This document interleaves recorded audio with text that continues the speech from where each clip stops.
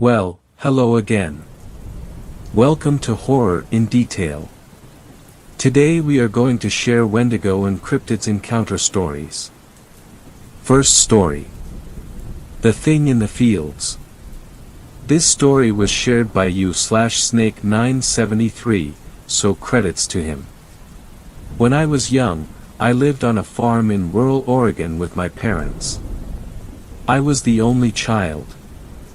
We weren't a big commercial farm. Just a family type thing. We had 5 cows, 3 horses, a small herd of goats, 2 dogs, and 1 chicken coop. We also had some Indian runner ducks we kept mostly as pets.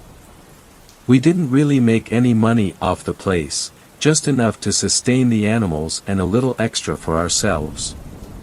Money enough to take a decent vacation every couple of years. Dad had his other job in town, an insurance agent. He was the only one around really. The town wasn't more than about 1,500 people. Mom gave horse riding lessons as well. We weren't rich, but we were comfortable. It was really an easy life, or at least it could have been a lot worse. I went to school, Dad went to work, Mom took care of the animals, then we all had dinner together every night, and I would go to bed while Mom and Dad had a beer or 2 and watched the news. Sometimes at night I would hear things outside. Mostly just normal stuff. The cows or horses would get spooked by a coyote or something, or I would hear the dogs chasing a rabbit, barking their heads off. Every once in a great while we would find a chicken dead. Dad would always tell me about it but never let me see the body, although I asked frequently. He would keep Mom and I inside until he had gone out, did whatever he did with the body, throw sawdust over any blood, and then life would go on as normal. I assumed it was foxes, as I had seen a couple of them out in the pasture over the years, slinking around back and forth through the grass. The summer when I was 10 years old, I remember helping Mom change the bedding in the horse stalls, when we heard a huge racket going on outside. If you've never heard the sounds of a horse in pain, you don't want to, trust me. It sounds almost like a person screaming. Well, that's what we heard, and one of our horses, the Palomino, came running into the barn with a wound on its left thigh. 4 long marks, like claw marks, ran across its body for about a foot. It had blood running down its leg, and was limping. I was so scared by the sight of that much blood that Mom locked the horse in a stall and made me go inside with one of the dogs. She told me to lock the door and stay inside until she came in to get me. I did.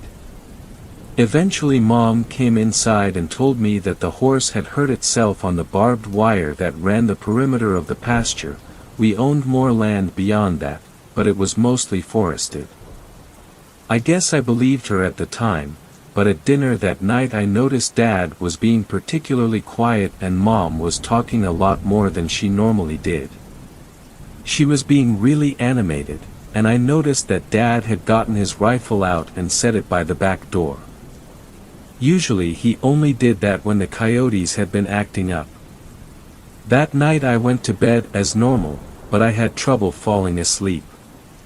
I turned on my desk lamp and decided to read comic books until I got tired. I have a very vivid memory of reading Uncanny X-Men and hearing the back door open. Looking out, I could see my dad by the porch light, lighting a cigarette and holding his rifle under his arm. He started walking over to the driveway and then turned to follow the fence line.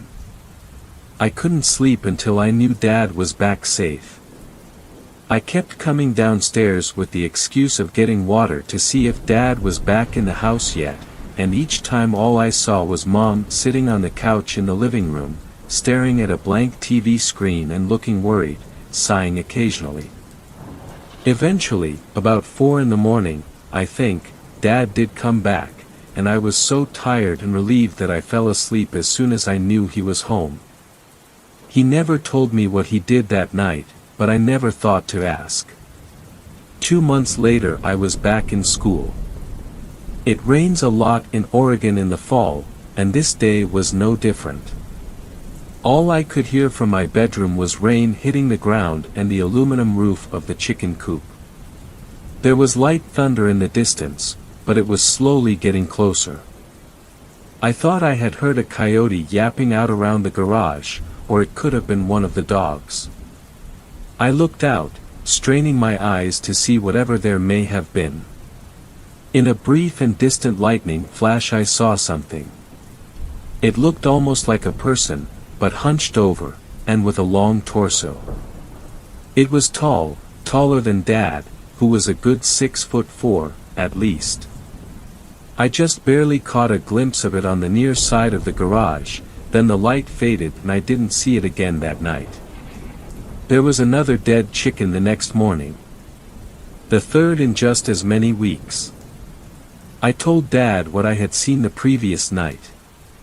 The color went out of his cheeks momentarily, until he told that the storm must have been playing tricks on me. I accepted that. For months after that we lost a cow. It was in the middle of the night, and we all woke up at the same time. There was a lot of noise in the pasture, but only briefly. The cry of a dying animal, and a primitive, guttural yell that I had never heard before. Dad rushed up to my room. I could hear him running up the stairs to my room.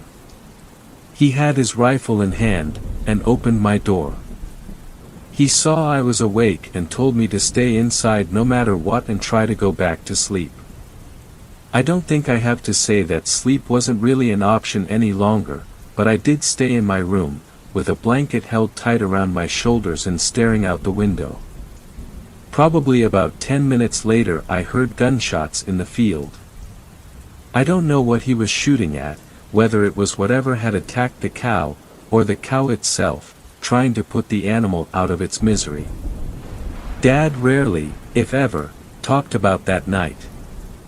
I later found out that he had gotten to the cow only to find it ripped open on the ground, bleeding out from its torso. The shots I heard were him shooting the cow in the head. It kept going like that. For years. A chicken or a duck here and there. Something bigger only very rarely. It sounds absurd, but I almost came to think of it as commonplace. I only ever caught glimpses of the thing until what comes next. It terrified me.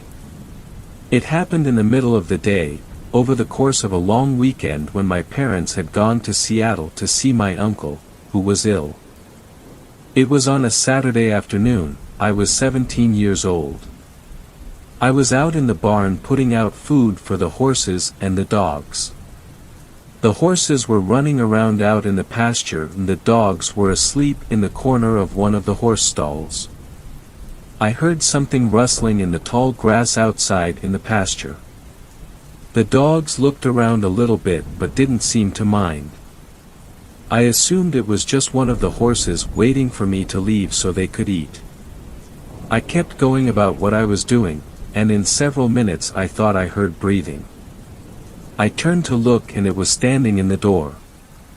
Tall as hell, even hunched over. The sun was streaming in behind it, lighting up all the dust in the air around it like some kind of sickly halo.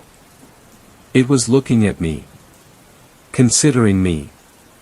Maybe it was trying to decide whether or not I was food. I remember swearing, turning, and running as fast as I could for the house, not even thinking. Panic causing my legs to move. It was behind me, not even breathing hard. I heard its feet hitting the ground in a constant rhythm. I got to the house, opened the door, slammed it behind me and locked it as fast as I could. I tore through the house, locking every door, and drawing the blinds on every window.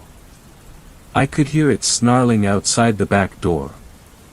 The dogs were barking at it, but they wouldn't try to attack the thing.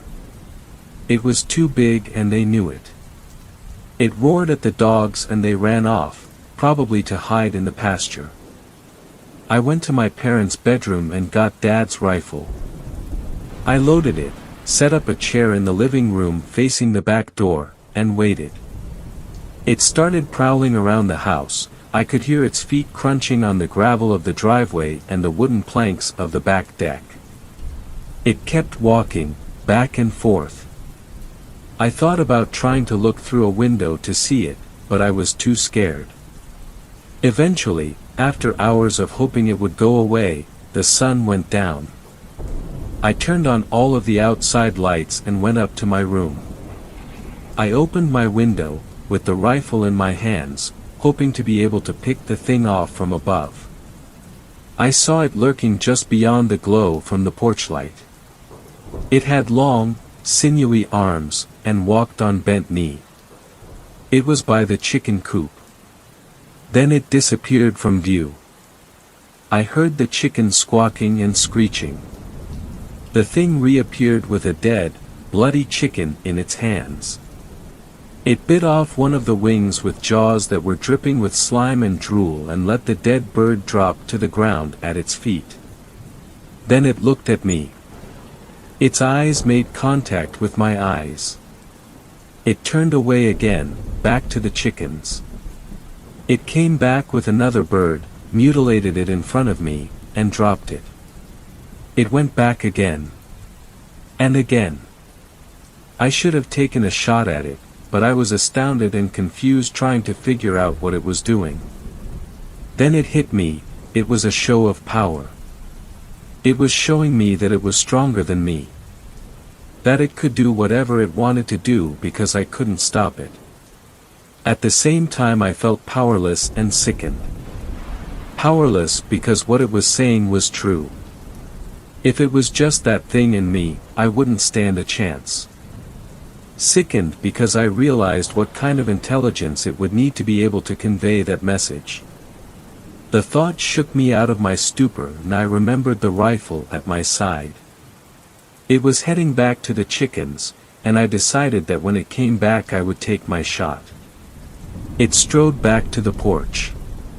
Almost arrogant, walking on bended knee with those arms so long that the chicken was nearly dragging on the ground. I raised the rifle up to my eye, and tried to steady myself. My heart was beating so hard I could see the rifle shaking ever so slightly in rhythm with each heartbeat I could hear pounding in my own ears. It raised the body to its mouth and just as it was about to put the chicken's head inside, I squeezed the trigger. The crack of the gun echoed in the now shattered quiet of the nighttime standoff and I heard it howl. A painful, loud, startled howl. I had hit it on the outside of the shoulder. It ran off into the night. I never saw it again. It was still out there, though. It still killed chickens, and other things. More often than before. I'm writing all of this now because my parents died 3 weeks ago. They were killed in a collision with a drunk driver. He survived. They left me the farm, and I intend to live here with my own family.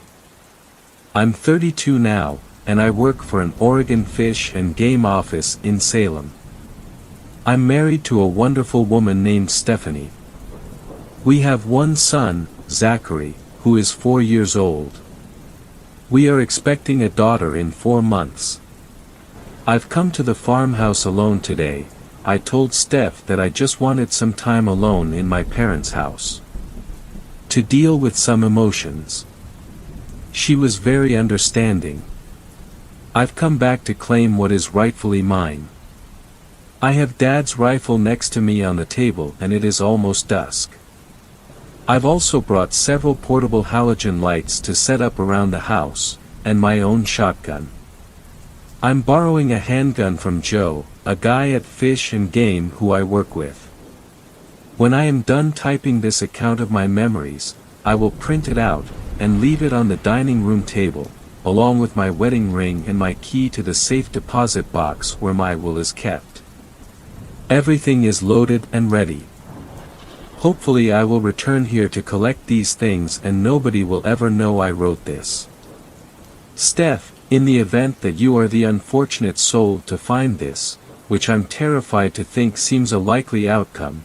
The thought of you having to go on alone hurts me more than anything in this world ever can. Know that I love you more than anything, and I hope you understand that I am doing this to keep you safe. Zachary, I love you and can only hope you grow up to be a good, kind-hearted, and strong man like your grandfather was. To my unborn daughter, if I don't live long enough to meet you, it will be the single greatest regret of my life.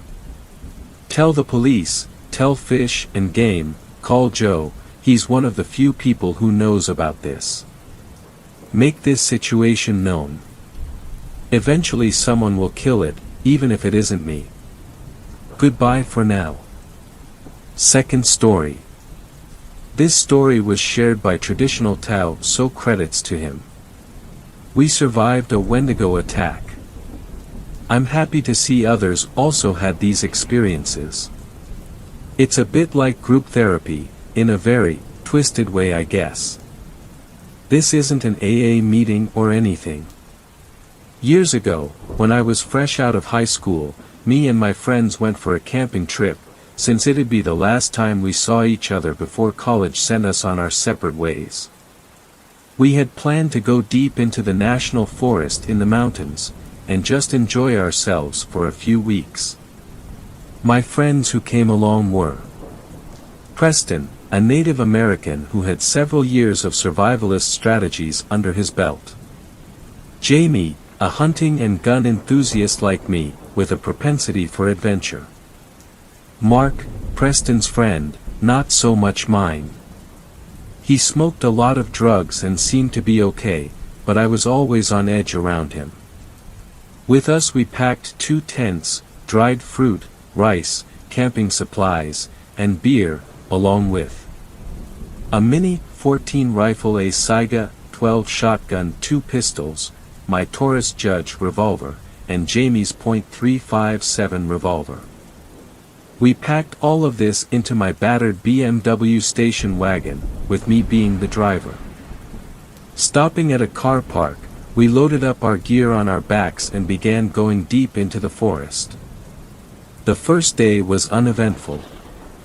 Preston found a good clearing for us to settle at. We set down our gear and set up the tents while Preston got to work with a cook fire. I was always good at setting up tents, so this wasn't a problem for me. Within 20 minutes, we had set up the basics of camp.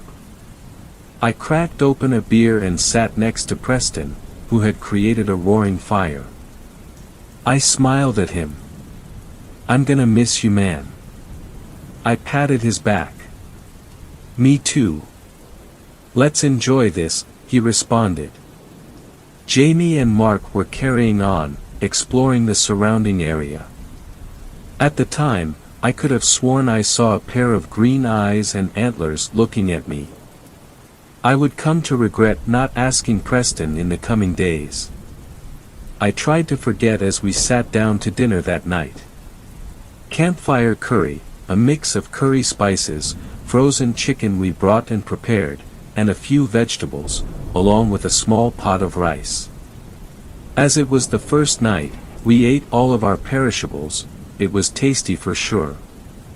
Then, like we were kids once again, we roasted marshmallows and made s'mores. It was truly a very fun time, for sure. If only it would have lasted. That night was uneventful as well. I slept like a baby, and Preston, whom I shared a tent with, didn't seem to be bothered at all. The next morning, we packed up camp, and decided to head south, towards a large river with the intent of spending a few nights riverside. As we were in the remote wilderness, I handed Preston my Mini 14, and I myself carried the Saiga 12, slugs and buckshot alternated in its 10-round magazine. Jamie kept his .357, and I had my sidearm as well. We walked for what seemed like hours. The mistiness, overcast weather and lack of clear landmarks required we rely on GPS and compasses. As we headed south, I saw the look on Preston's face. He looked worried. "Preston, what's up, man?" I asked him. He had me get close and he whispered, "I dunno man, I got a feeling that a bad omen is about to pass. Keep everyone in sight. I'll listen for anything." As he said that, we heard what sounded like a distant whooping noise. All of us looked around. In the distance behind us, I could have sworn I saw something shambling. It was too far to shoot with my shotgun, so I pointed at it and told Preston to shoot. "Shoot that thing." 3 shots from the Mini-14, and the smell of freshly fired ammunition filled my nostrils. Whatever it was got down on all fours and bounded away. "What was that?" Mark asked, shocked. Preston swore up and down in his native language, before he finally said, "That, my friends, is something truly evil. We need to hurry to the river." We ran for about 30 minutes, our pace slowed by the amount of heavy gear we carried. Preston looked from side to side, but found nothing as he did so. Soon, we reached the rushing river, and with that the fog seemed to dissipate. Preston looked around, shook his head, looked at his GPS and finally said, "The other side of the national forest is available to us across a hand tram a mile upstream. We can make it there before lunchtime if we hurry." "Preston, what's going on? What was that thing?" Jamie asked, concerned. "I can't be sure, but it's nothing good. I want to try and lose it across the tramway. Whatever that thing is, if it's anything like my family stories, it won't ford a river. We're going, that's final." Preston led the way upriver, keeping close to the shoreline. Eventually, we did find it. A large steel and wood car suspended over a wide expanse of river. I got in first, and wasted no time getting across. I watched the trail on the other side while Jamie went across next with some of the extra gear, and then finally Preston and Mark squeezed into the tram and got across. As I turned to leave, I saw Preston take out his bowie and he began hacking at the rope suspending the tram. "What the fuck are you doing, man? That's state property, that's a felony," I said, bewildered. "We can't have that thing follow us." He hacked at the rope until it snapped and the tram car fell with a loud clang into the river below. As we left and started heading east, I could have sworn I saw those green eyes again, but just for a moment, watching us. We made camp at a clearing on the edge of a hills-wide ridge. It gave us great views and visibility, but more importantly, as Preston stated, we can see anyone or anything coming. As he sat and made the fire he said, "We're doing watch rotations. That thing, I am genuinely afraid of it. I bet it's just a bear, Preston. Too many family stories." Mark guffawed. As I said previously, he was Preston's, not my, friend. I took the second watch, after Preston cooked a meal of rice pudding. I had no trouble staying up. Then Jamie. I sat up and talked with him for a while. He worried a little, and he expressed that he wanted to go home. "I know what you mean, dude. This is too creepy." Mark took the last watch, my shotgun propped up next to the tent in case he needed it, or so Jamie told me. When we got up the next morning, Mark had disappeared. Immediately, we questioned Jamie, whose story checked out. He saw Mark up and watching. We waited, Preston reigniting the few vapors. He also pulled out a small can of pine tar and began making torches. "What are they for, Preston?" Jamie asked. "I'm sure of it, we've got a Wendigo." Preston replied. "A Wendigo? What is that?" I replied. "A cannibalistic demon with green eyes, a deer skull for a head, and a thirst for human blood. They're also like skinwalkers, you know, like in True Blood. At the time, the TV show was popular. He explained. I became very scared, so that grabbed Mark and ate him. We'll wait for Mark for a few hours. Keep the guns locked and loaded. Do not let him approach within 200 feet of the campsite. I'm going out for a bit. You're crazy, Preston. I protested. He whispered in my ear, when I come back, ask me my favorite sailor. It's Saturn, for the record. He then approached Jamie and told him something that I knew I wasn't supposed to hear. Then he grabbed 2 torches, his knife, and he turned back to us. Wendigo do not like fire. Keep the fire going, there's plenty of sticks and wood right there for a few hours. I'll be back. Do not forget what I told each of you. If I can't answer it when I come back, shoot me. As he disappeared into the forest, I sat with Jamie, back to back. He had my Saiga, I had my Mini 14. For hours, we heard various sounds in the forest, including those whooping noises, the sound of what sounded like Mark, and what I thought was the sound of a distantly beating drum. By afternoon, we heard rustling in the forest, and none other than Preston returned, dirt smeared on his face, and a makeshift drum under his arm, with 1 torch left. He stopped short of the campsite when I raised my gun at him. What's this about, guys? It's me, Preston, he said. What is your favorite Final Fantasy protagonist? Jamie asked. Squall, of course. Jamie lowered his gun. What is your favorite sailor? I asked slowly and deliberately. Saturn, of course.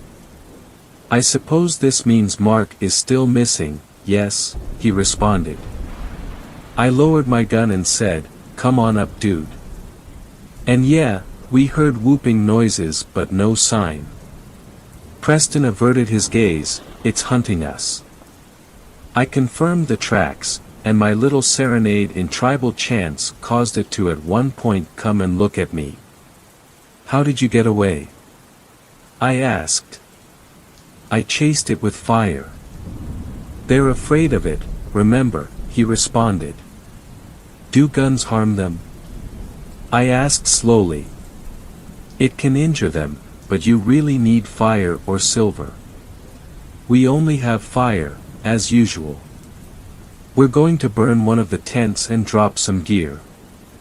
We're going light. We're heading to the highway.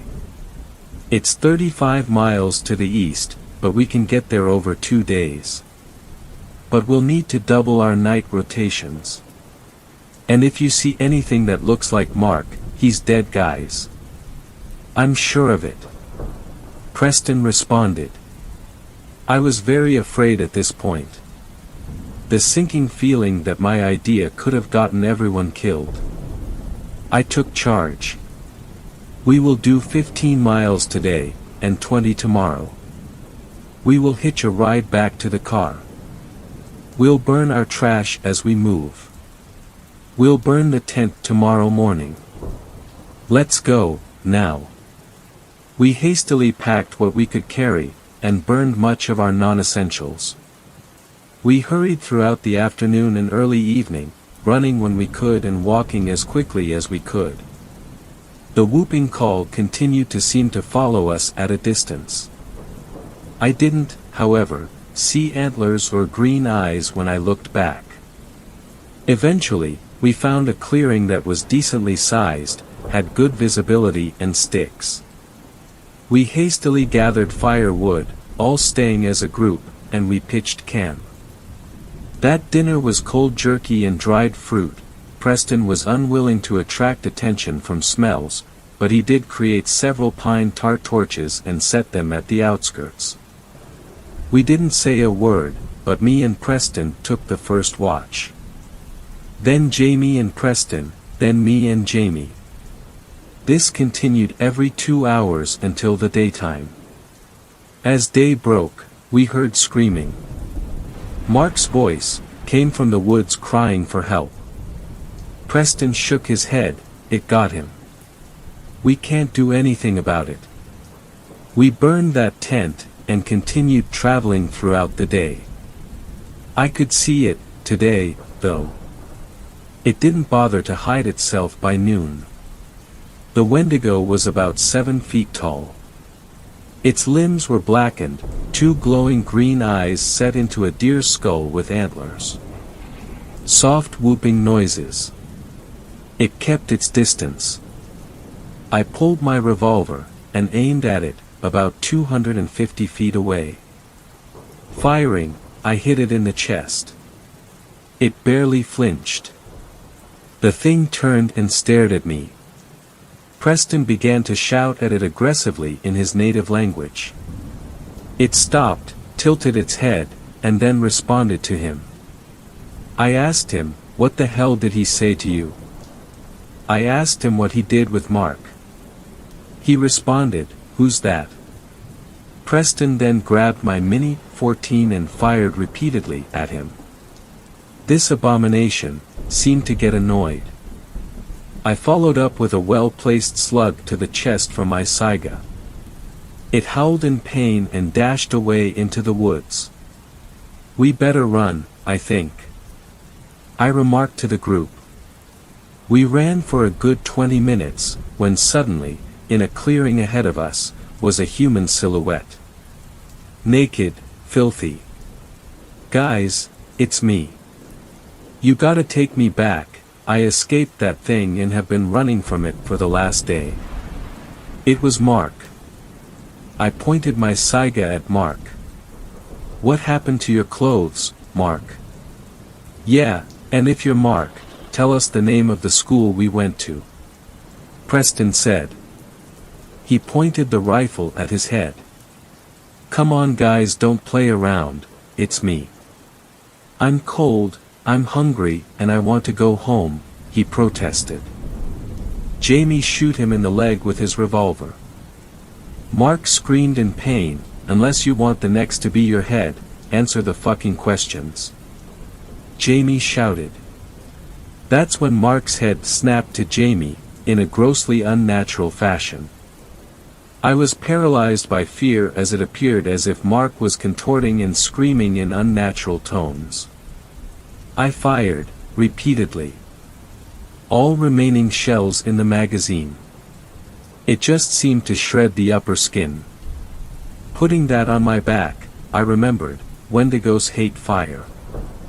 I grabbed my lighter and a can of bug spray, and I dashed at the thing that was once Mark, spraying it with the fire from my makeshift flamethrower. As I burned it, Preston laid down 2 entire magazines into it and then dumped the rest of his pine tar on it, and Jamie emptied his revolver. When it finally stopped screaming and moving, we were left with a mutilated and charred corpse, half Mark, half Wendigo. We all threw up. Preston began to butcher its corpse and said, "I've got to destroy the corpse. It's only right that I do this." For an hour, Preston burned and cut up the corpse, then cut the heart out. He put it in a plastic bag and then shoved it into his jacket. It took us another few hours to reach the highway. Preston sat and began to cry on the sidewalk as Jamie kept a hitchhiker thumb out. I sat next to him and asked, "What are you gonna do with the heart?" "I have to take it to the reservation. There, my elders have to know these things are still out there. And we need to protect those from these monsters. He clenched his fist, "I'll wipe them out by myself if I have to." For Mark. By evening, a sympathetic farmer stopped and let us ride his bed into town. From there I paid for a cheap motel room, where we breathed a few sighs of relief. The next day, we returned to my car. Thankfully, it started, and we left the area around the forest easily. I didn't talk to Preston for several weeks after that. He eventually showed up at my house during the summer, and asked my father if he could stay the night. At the time, I still was living at home. My dad obliged. Preston told me that the elders were shocked, and told him that they'd amass a party and take care of it. They came back with the skull of 2 Wendigos, and 6 hearts. They also found scraps of Mark's t-shirt, surrounded by a pile of decaying gore. To this day, Preston, Jamie and me have had a pact to never tell anyone about the horror we witnessed. I only break this pact now, years later, and because we can safely say that this is behind us, for the present. My advice: if you hear whooping noises and see green eyes and antlers, run or fight it with fire. Guns can cause it pain, but only fire or silver can kill it. I pray that the abominations are wiped out one day, but I know in my heart that won't happen. Third story. I know why so many people go missing from national parks. This story was shared by you/Saint_Circa, so credits to him. I don't know why I went to Mount Rainier. I mean, I know what I went to Mount Rainier for, but to this day I don't really know why I felt so compelled to go. I've always been obsessively curious. I think that's probably the best way to describe it. I get these fascinations for things out of seemingly nowhere, and once that fascination lodges itself in my head it quickly starts to take over every waking aspect of my life, it seems. Thinking about it turns into reading about it turns into researching it as thoroughly as possible, research leads to investigation, and the rabbit hole of my obsessions just goes and goes, and then as suddenly as this obsession starts, it's gone. Complete and total disinterest, just like that. Ever since I was a kid it's been this way. I kind of compare it to an itch, and ultimately the only way to really stop an itch is to scratch it. Right? I remember laying on my couch on a rainy off day from work and scrolling through YouTube while I waited for the Domino's guy to drop off some buffalo wings when a strange title I'd never heard of came up and caught my eye. Missing 411, Strange and Unexplained Disappearances in America's National Parks. As soon as I clicked on that video, I knew I'd found my newest obsession. The Dyatlov Pass incident I had been researching for months now was gone and out the window. Hindsight's always 20/20ths, as the saying goes. I had no idea that I was about to set an unchangeable course that led me to the horrifying reality I was soon to discover. 3 weeks and probably 100 videos, a handful of ordered books, and an endless scrolling through every forum and internet thread I could get my hands on, and I was still just as enamored with these missing 411s as I'd been when I first clicked on that initial YouTube video. I'd be genuinely surprised if there were a lot of people reading this who didn't know about David Paulides, the missing 411s, and all of confounding mysteriousness that surrounded these matters, but for those who might be out of the loop I'll do my best to sum it up in few little bullet points for you. Cliff notes or whatever. There have been a disturbingly large number of unexplained disappearances in America's national parks, and by large number I mean 2,000. That's more than everyone in the North Tower on September 11th. 2,000 people just vanishing in the woods with no explanation whatsoever. 2. A lot of these people are never seen/heard from again. That in its own right is insane given the technologies that we have, and the massive searches that are sometimes carried out for these people, but what's even weirder is that the people that are eventually found leave us more questions than answers. Kids go missing and are found miles and miles away from the initial search zone. Way further than even top survival experts are able to walk. People's bodies turn up in super obvious areas that have been searched multiple times by search and rescue teams. Search dogs will have a good obvious trail on the missing person and then just lose it. Sometimes all they find are the person's shoes, sometimes they find the person with no shoes at all, sometimes the bodies look like they've fallen from a great height despite there being no high ground to fall off of, etc. 3. The number of times military units have been deployed to go and search for missing people is eyebrow-raising to say the least. The military is very effective, but they're not search and rescue. They're trained to seek and destroy, not really search and save. 4. The National Park Service gets very, very sketchy when it comes to any kind of further inquiry. This has led a lot of people to believe that they're covering something up. Now, me being the obsessive person that I am, immediately started trying to sleuth around for some kind of conclusion. What was the overall theory? What did people think was going on here? I guess because the speculation can go on forever. The theories go on forever too. Everything from rich megalomaniacs on hunting trips, aliens, Wendigos and skinwalkers, Bigfoot abductions, parallel universes. The list is truly endless. So many different theories, and as wild as some of them might sound at first. It's beyond eerie how quickly they begin to sound more than rational, and even possible with just a little bit of explanation.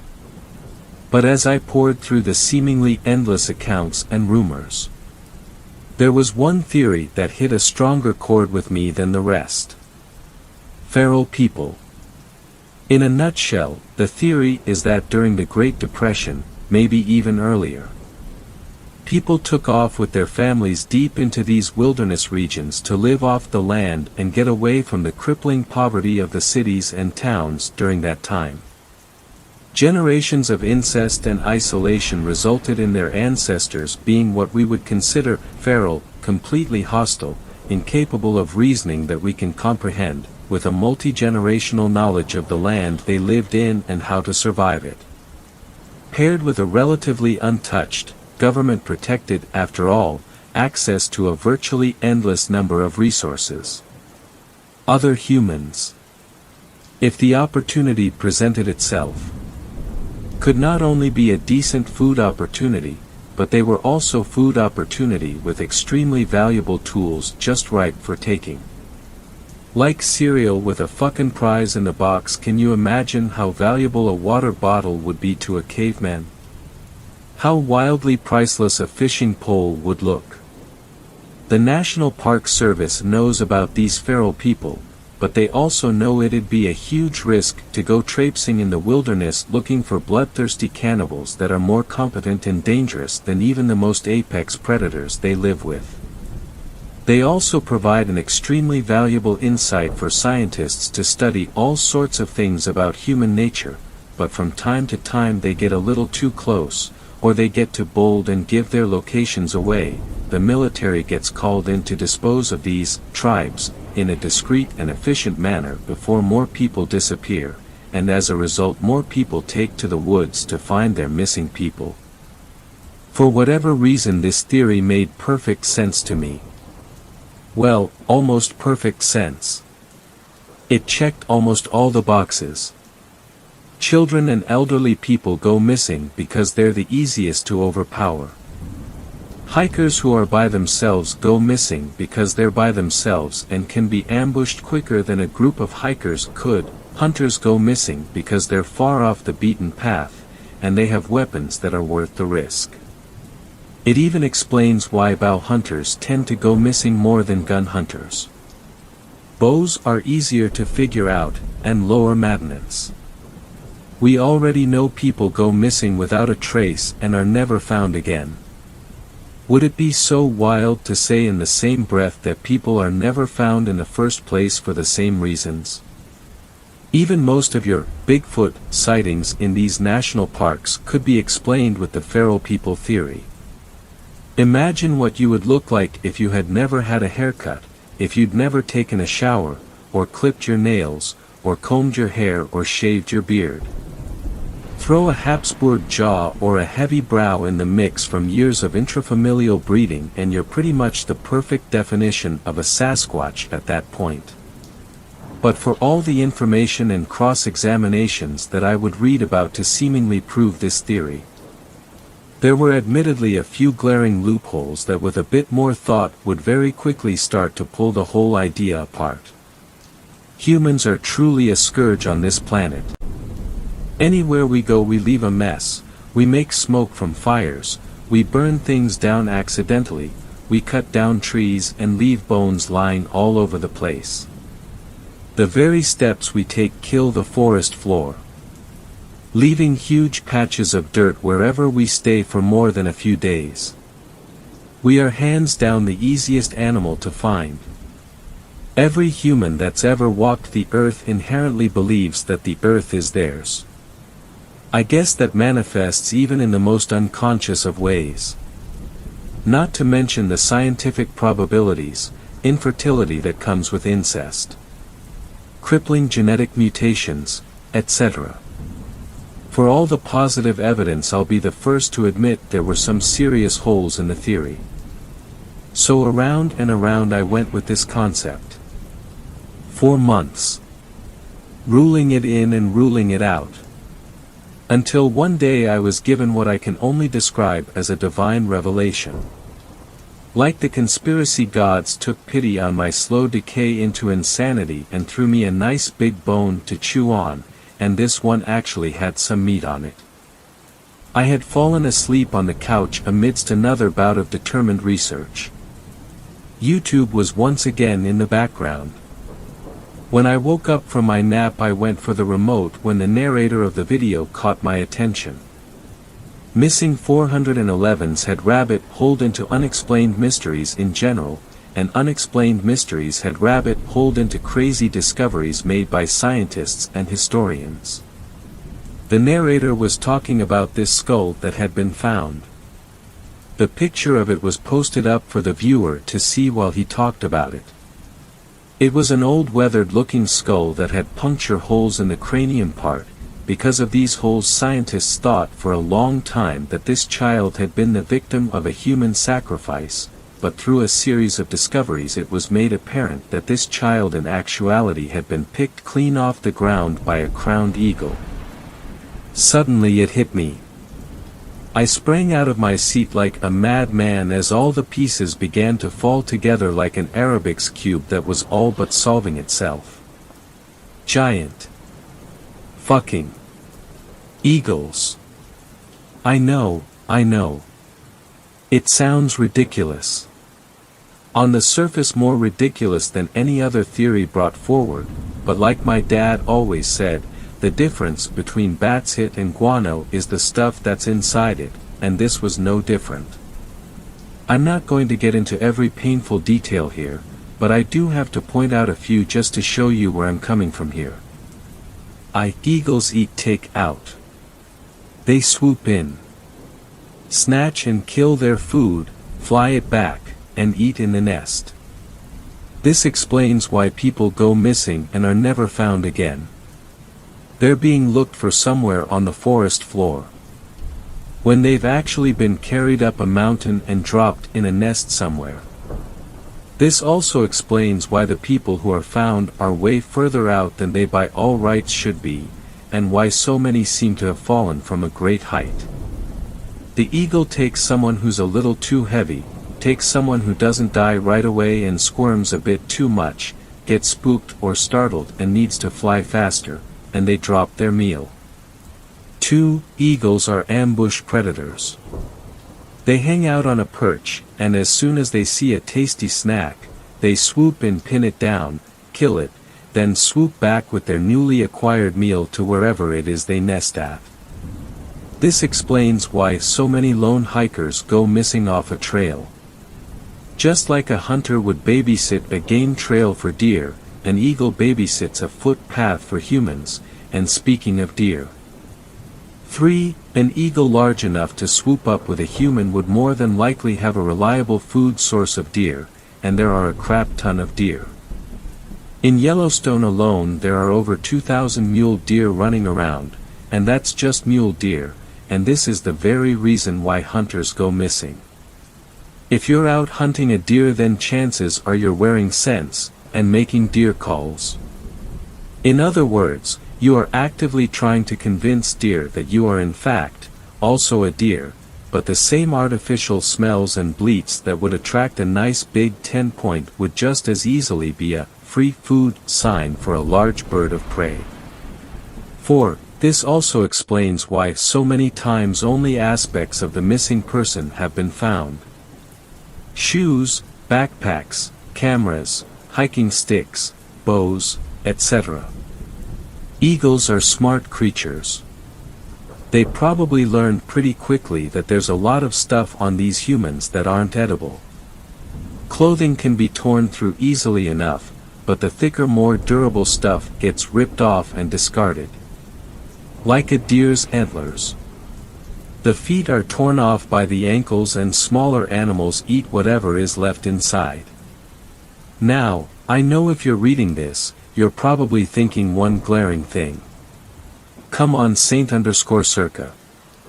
You'd think someone would notice giant eagles flying around. But they have. That's why the National Park Service gets so shady when people try to investigate further. They are well aware that there are giant eagles living in the hundreds of miles these national parks reach out to sometimes, and considering eagles only hunt in a roughly 15 to 20 mile perimeter around their nests. They know exactly where to find them as well. America's national bird is the bald eagle. It's been that way since 1782. By 1963 there were only 400 nesting pairs of bald eagles in the entire country. Why? Because people shot them out of the sky in droves. Not for their meat, not for their valuable talons or beaks. Researchers say that these eagles were killed mainly to see them up close. That's it. Do you think for half a second there wouldn't be 1,000 hillbillies with birdshot scouring the entire countryside the second it was discovered that there were giant eagles flying around?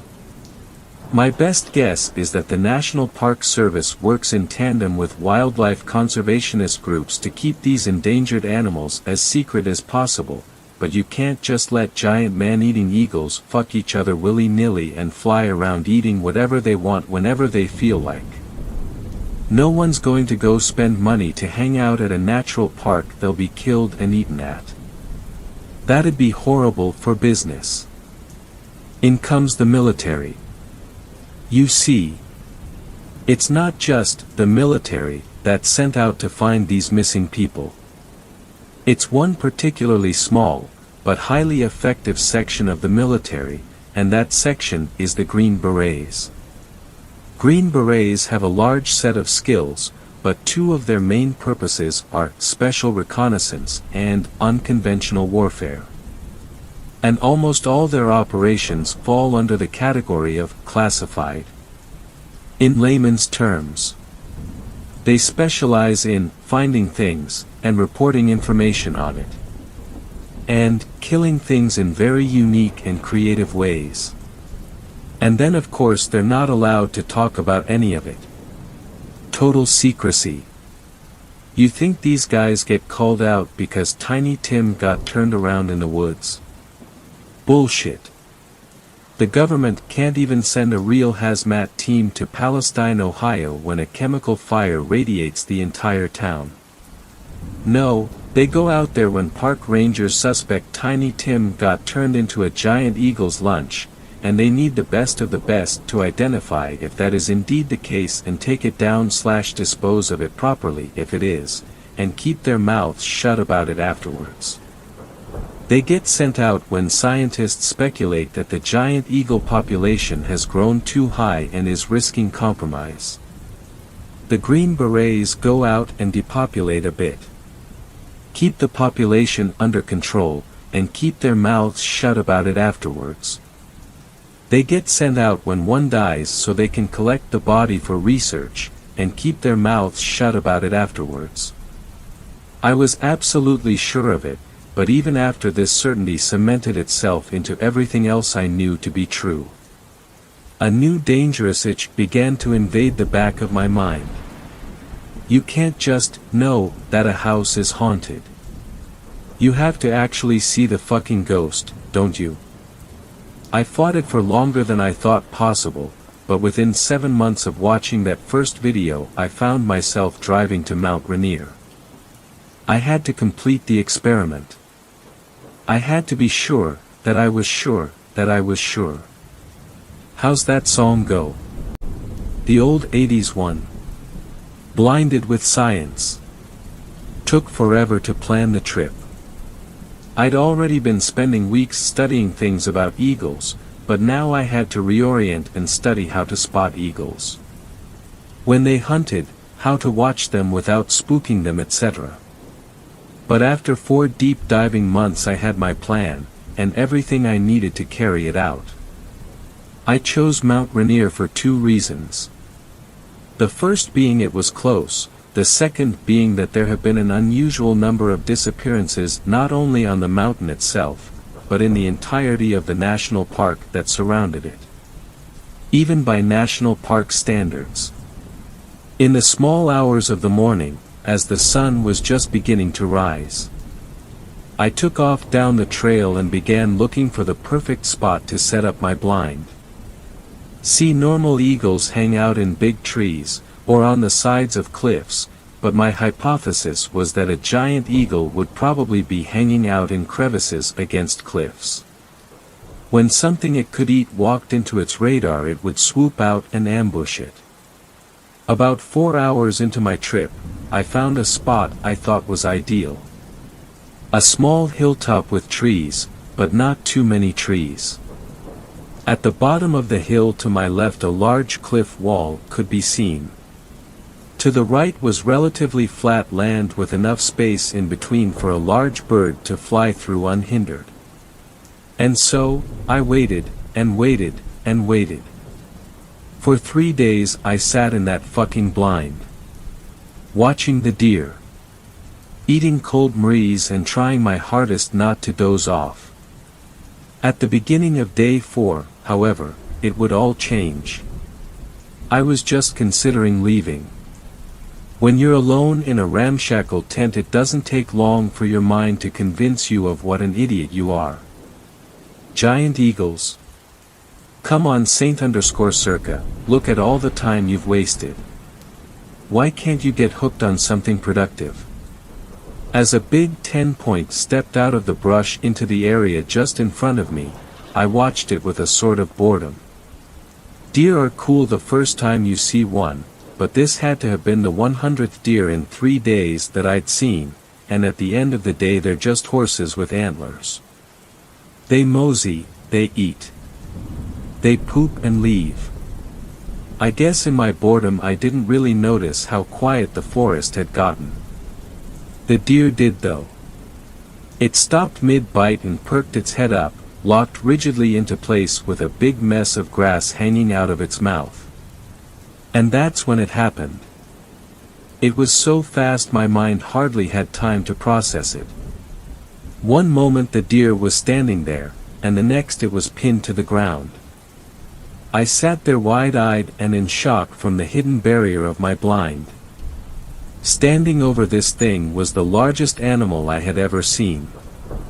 Its huge wingspan seemed to stretch endlessly. It had to have been 40 feet from end to end. The forest floor was shaded almost completely as its outstretched wings blotted the sun from the sky. Even without the wings it was almost too large to comprehend. At least 8 feet off the ground on its 2 taloned legs. Its dinosaur-like eyes gazing emptily into its prey like huge orbs of golden fire. The poor animal let out one bleated scream before the eagle's large beak tore into its neck, sending streams of blood and tissue across the forest floor like something out of a slasher movie. I could hear bones crunching violently even from the distance I was at. Suddenly I realized I had to take a photo. No one would believe it if I didn't show them firsthand. Even then they'd have probably thought it was just a hoax. Green screens and CGI and Photoshop, all that shit. I raised the lens of my camera towards the creature with shaking hands and snapped a shot. Huge mistake. As soon as the camera made that stupid little fluttering sound, the eagle's head snapped instantly in my direction. Its lifeless eyes staring with pure instinct straight through the camouflage of my structure. It saw me. Before I could react, there was a sharp blast of wind. In less than a moment the entire blind was ripped off of its stakes and thrown into the woods around me. As I recovered and looked around, panic-stricken, I could see the horrible thing tearing into the remnants of the plastic structure some 15 or 20 feet in front of me, trying to find me inside of it. With everything I could muster, I took off in the direction of my car. I've never ran so fast in my life.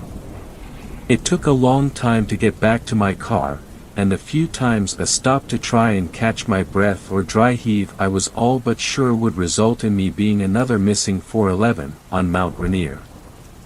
After what felt like days of almost endless running, I made it back to my car, exhausted and frightened for my life. As I sat in the driver's seat hyperventilating from exhaustion and weeping from fear, I couldn't wrap my mind around what I just witnessed, or how I was still here to think about it. The only thing I could think about was getting the hell as far away from Mount Rainier as possible. As I made the long drive home, and my thoughts began to somewhat return to me, I concluded that the eagle must have gotten itself trapped in the blind just long enough for me to get away. It was either that or the deer it had killed had way more meat than I did, and it was already dead. I guess it'd be pointless to chase a smaller prey. Eagles are wicked smart after all. I tried to contact several authorities afterwards, but surprise, no one believed it. You know, sir, eagles are a lot bigger than people initially think they are. Are you sure you weren't using any illegal substances? Okay, well, we'll send someone out to look at it and tell you what we find. We'll let you know if we find anything. We'll let you know. That camera is still out there in the woods with the rest of my stuff. I don't know if I'll ever be brave enough to try and go back for it. Maybe someone will find it and the truth will be that much harder to dismiss.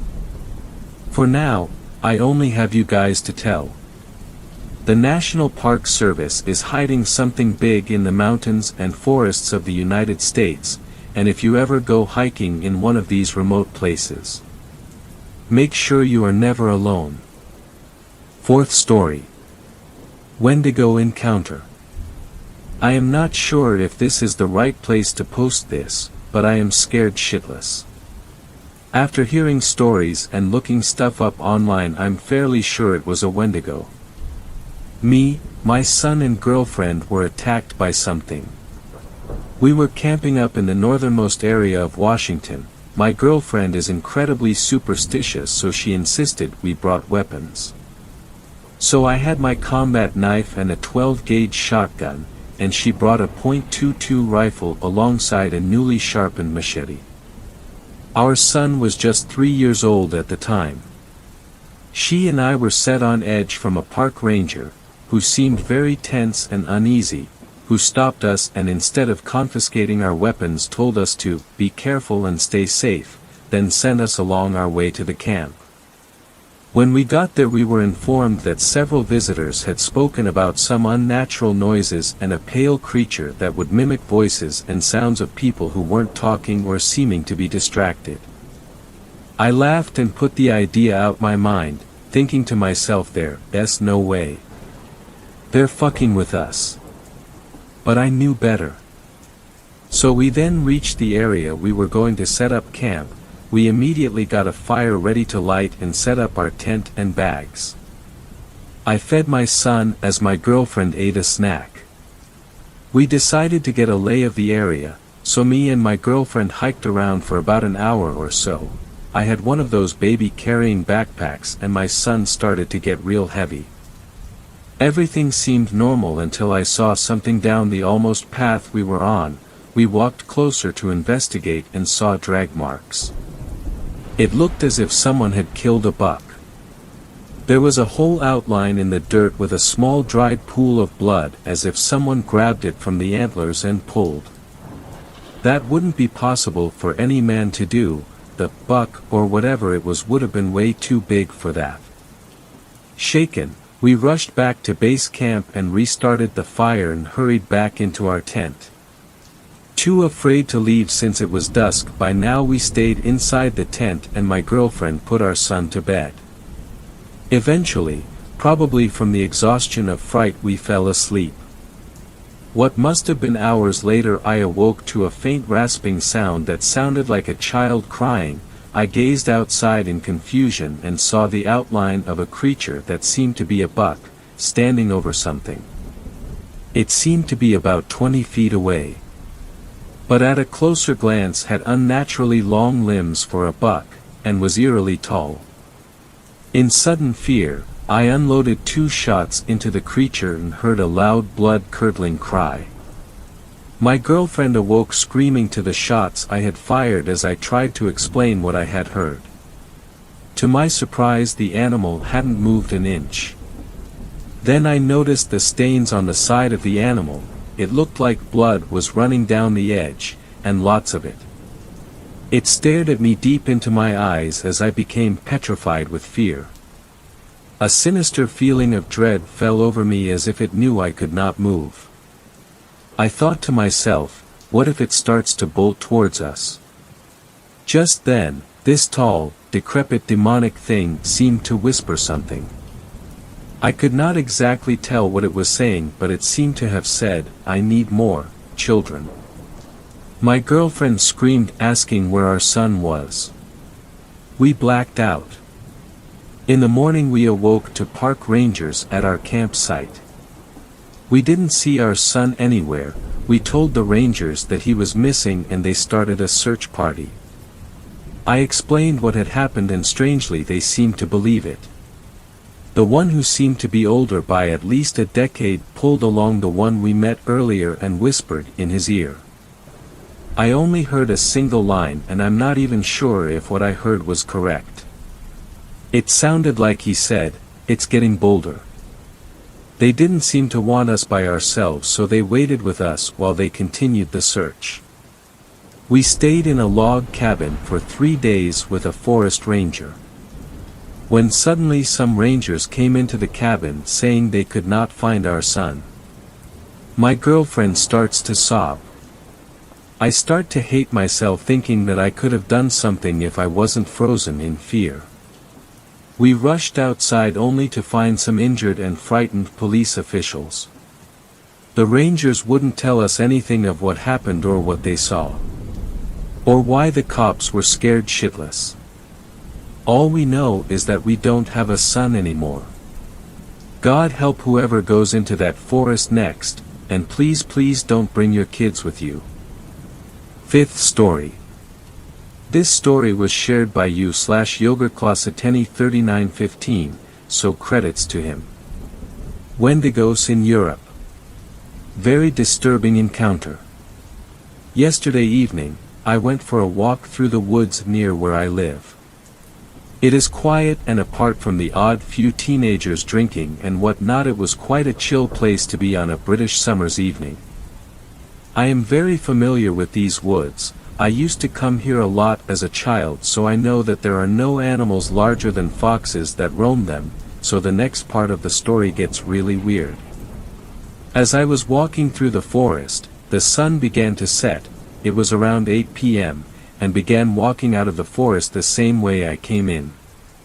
It was then I started to hear a very ear-piercing scream. Sounded sort of like a woman screaming in anger. It was so loud I couldn't move for a moment. I looked around and could see nobody, nothing at all. I know foxes make some strange sounds, but I have heard fox screams and they were nothing like what I heard. Upon hearing this, I started to briskly walk out of the forest, quite shaken by what I heard. As I was walking out, however, I couldn't help but notice oddities in the tree line. Looked very much like a deer. Which is weird because this woodland hasn't had deer living in it for over 200 years, they were all hunted. But then I realized it was not a deer. After seeing it repeatedly as I was walking, lurking in the tree line appearing to follow me, it looked as if it had human legs and was crouching whenever I saw it, followed by bulky arms. It looked like it did not want me to get a good view of it, as when I would look at it for more than a few moments it would very quickly dart into the woodland out of view. But I could tell it was there until I reached the end of the forest. Upon getting to the end, I looked back again to see if it was there, but it wasn't. I was seemingly alone again once I left the forest. Could this have been a legitimate Wendigo? Or could I have been hallucinating? I thought that Wendigos were only spotted/live in America and not in Europe. Thanks a lot for watching the video till the end. Subscribe to our channel Horror in Detail. Drop your opinions/suggestions in the comments section, and like the video as it helps with the YouTube algorithm.